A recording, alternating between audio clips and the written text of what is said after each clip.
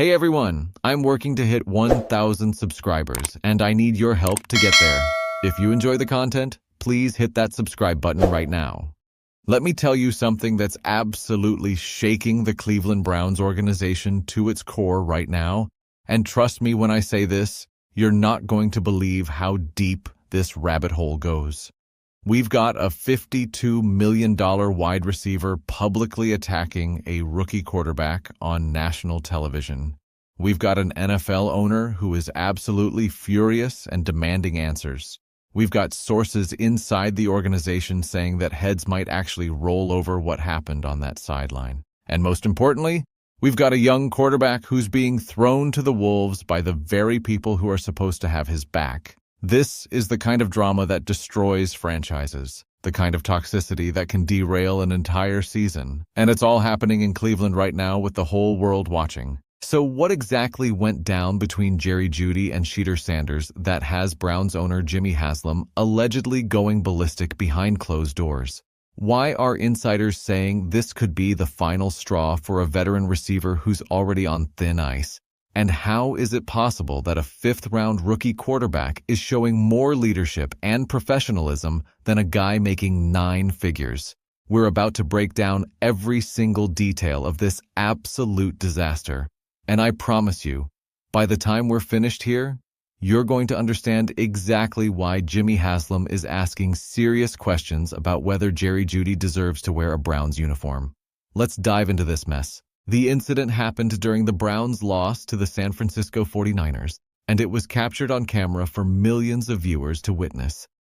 Shedeur Sanders, making just his second career start as an NFL quarterback, was sitting on the bench during the fourth quarter. He was doing exactly what professional quarterbacks are supposed to do when they're not on the field, studying plays on the Microsoft Surface tablet, reviewing what just happened, trying to figure out how to be better on the next possession. This is textbook quarterback preparation. This is what coaches want to see from their signal callers.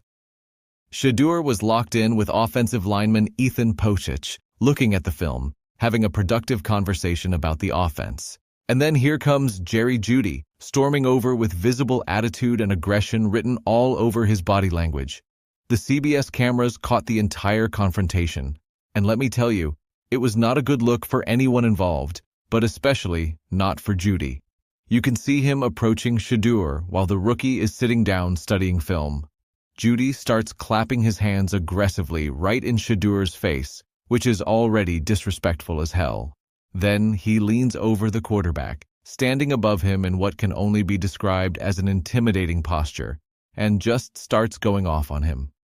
The audio wasn't clear enough to make out every word, but from the body language and what lip readers have suggested, Jeudy was essentially telling Shedeur that he was wrong, that the routes were wrong, that the throws were wrong, just completely berating this rookie quarterback in front of teammates, coaches, and a national television audience. When Shedeur tried to respond, tried to defend himself or explain his perspective, because that's what competitors do when they're being confronted, Jeudy didn't back down.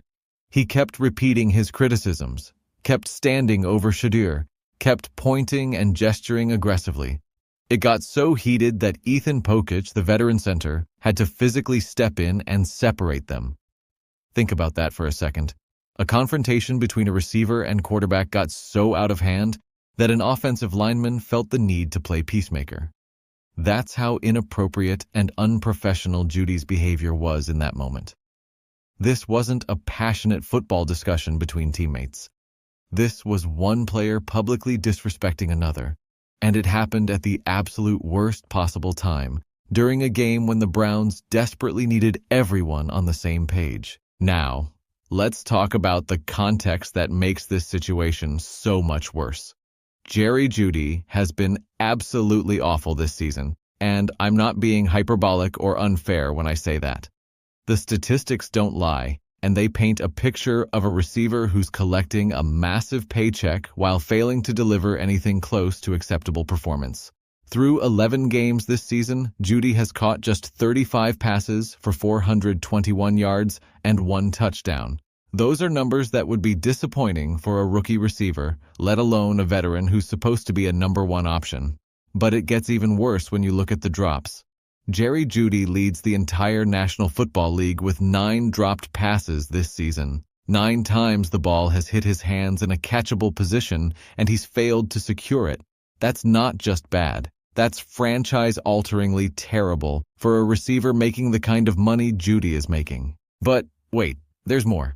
In Shedeur Sanders' 2 career starts specifically, Jeudy has been even more dreadful. He has 4 catches total on 7 targets, which works out to a 57% catch rate. That's unacceptable. He has 2 dropped passes in just 2 games, with Shedeur throwing him the ball. And perhaps most embarrassingly, he has 1 fumble. That ridiculous play from the previous week where he caught the ball, showed 0 awareness of defenders around him, and got stripped from behind like a high school player. That fumble was a direct result of Jeudy's lack of focus and football IQ, yet somehow he has the audacity to attack Shedeur Sanders for imperfect throws. Here's what makes this even more damning for Jeudy. Through 10 games with Dillon Gabriel and Joe Flacco as the Browns quarterbacks before Shedeur took over, Jeudy had 28 catches with 8 drops. That works out to 2.8 catches per game, which is lousy production for someone who's supposed to be your top receiving option. But here's the thing that has people around the organization absolutely furious.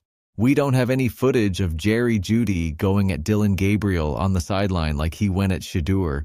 We don't have any video of him clapping in Joe Flacco's face and standing over the veteran quarterback telling him he's wrong. We don't have any evidence that Jeudy ever publicly confronted those quarterbacks the way he confronted Shedeur Sanders. So the obvious question becomes, why is Jeudy targeting the rookie? Why is he comfortable disrespecting the 5th-round pick who hasn't done anything to deserve this treatment? What is it about Shedeur Sanders specifically that makes Jeudy think he can behave this way? Let me give you some critical context about Jeudy's character and history that explains everything about why this situation unfolded the way it did. This is not the first time Jeudy has shown that he cannot handle criticism or adversity like a professional. A few years ago, when he was still with the Denver Broncos, Hall of Fame wide receiver Steve Smith was doing analysis and commentary, and he made some observations about Jeudy's performance that were completely fair and accurate. Smith used the term JAG to describe Jeudy, which stands for just a guy. In NFL terminology, a JAG is an average player, someone who was maybe drafted higher than their talent warranted, someone who hasn't lived up to expectations or developed into the elite player people thought they'd become.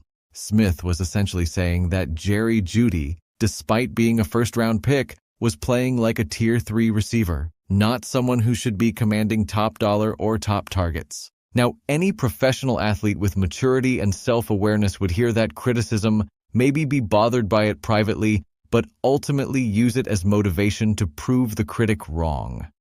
That's how champions respond to doubt. They let their play on the field do the talking. But that's not what Jeudy did. Instead, he took it personally, let it eat at him, and harbored resentment toward Steve Smith.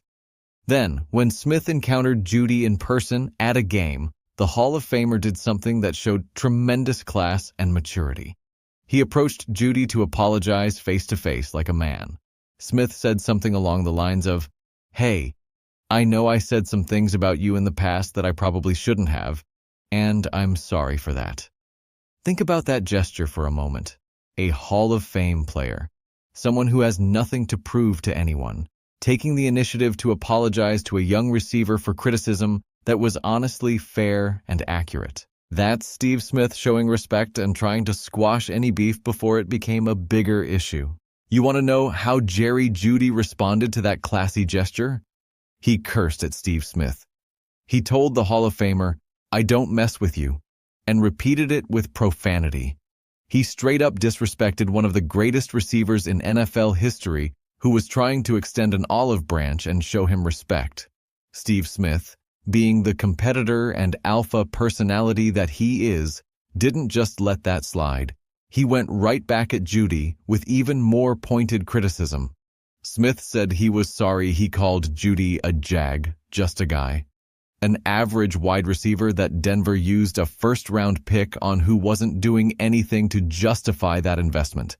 Then Smith said something that was absolutely devastating and prophetic.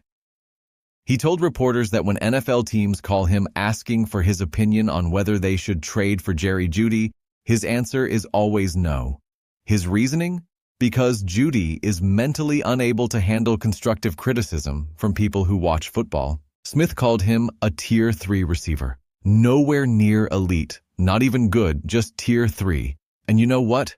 Everything Steve Smith said has been proven completely accurate. Here we are years later, and Jeudy is still showing the exact same character flaws. He still can't handle adversity. He still wants to blame everyone else when things aren't going well. He still lacks the mental toughness and professionalism required to be a true #1 receiver in the National Football League. The Steve Smith situation was a massive red flag that should have warned every team in the league about who Jeudy really is as a person and a player.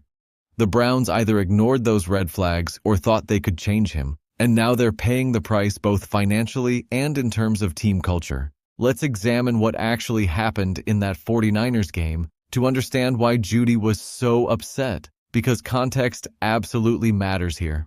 Early in the game, Shedeur threw a deep ball down the field intended for Jeudy. It was a shot play, the kind of throw that can change a game if it connects. Jeudy had a step on his defender and was running down the sideline. The ball came off Shedeur's hand and traveled downfield, but it sailed just slightly out of reach. Now, if you watch the replay carefully, and people have analyzed this extensively, it appears that if Jeudy had simply maintained his speed and kept running his route through the catch point, the ball would have landed right in his hands in stride. Instead, Jeudy slowed down during his route. Whether he misjudged the throw, lost track of the ball in the air, or just didn't run hard through the route, the result was an incompletion on what could have potentially been a touchdown. After that play, you can see Jeudy on the sideline shaking his head and showing frustration, and his body language clearly suggested he thought it was Shedeur's fault. He thought the quarterback overthrew him. But here's what Jeudy either doesn't understand or refuses to acknowledge. There was significant wind in that game affecting the passing game for both teams. Shedeur himself addressed this in his post-game comments with the kind of accountability and maturity that veterans should be showing. He said, "All quarterbacks know you've got to cut through the wind whenever you throw. I was just calculated off. It was just a miss. It was just a missed shot. When I miss a shot, I've got to stay on myself to keep shooting." That's a rookie quarterback taking full responsibility for an incompletion, even though the receiver shares some of that responsibility for not adjusting to the ball or maintaining his speed through the route. But where's Jeudy's accountability in all of this? Where's his admission that maybe he could have run a better route? That maybe he could have adjusted to the ball instead of slowing down? That maybe he needs to work on his chemistry with his quarterback instead of attacking him? You won't find that accountability because Jeudy doesn't operate that way. In his mind, everything that goes wrong is someone else's fault. The quarterback's throws aren't perfect enough. The play calls aren't good enough. The offensive line isn't giving enough time. It's never Jeudy's responsibility when things don't work out, even though he's dropping passes, fumbling the ball, and failing to produce at anything close to an acceptable level for his contract. The specific play that apparently triggered Jeudy's sideline meltdown came during a 3-and-out possession in the fourth quarter. The Browns gained just 1 yard on that series, and it concluded with Shedeur failing to connect with Jeudy on a mid-range route. Instead of letting the coaches handle the situation, instead of pulling Shedeur aside privately after the series to discuss what he saw on the route and what adjustment might be needed, Jeudy decided to make it a public spectacle. He walked over to where Shedeur was sitting with coaches and other players, studying the tablet, and initiated a confrontation that everyone in the stadium and everyone watching on television could see. That decision alone shows a fundamental lack of professionalism and understanding about how things should be handled in a team environment. You don't air grievances publicly like that. You don't embarrass your quarterback in front of 70,000 fans. You don't create division and drama that gets replayed on every sports show for the next week. But Jeudy did all of those things because his ego and frustration were more important to him than the team's success or his quarterback's confidence. Now let's talk about Jimmy Haslam, because this is where the story gets really interesting and potentially explosive for Jerry Jeudy's future in Cleveland.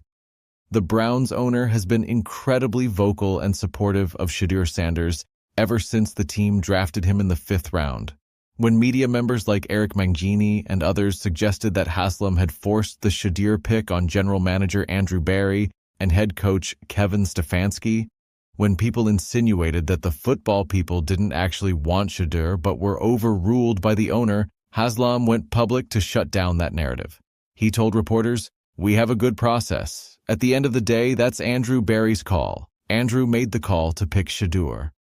Haslam was defending his organizational structure and decision-making process, but he was also defending Shedeur by making it clear that the football people believed in him and wanted him. Then, in October, when reporter Diana Rossini from The Athletic asked Haslam about all the noise and speculation surrounding why Shedeur Sanders wasn't playing yet, the owner gave an answer that showed just how much he believes in the young quarterback.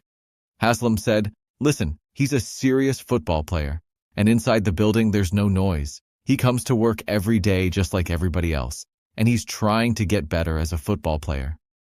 That's an owner going to bat for his quarterback, telling the media and fans that they don't know what they're talking about, that the criticism and impatience is unwarranted, that Shedeur is doing everything the organization is asking him to do. Jimmy Haslam put his reputation on the line for Shedeur Sanders multiple times, defending him publicly when it would have been easier to stay silent.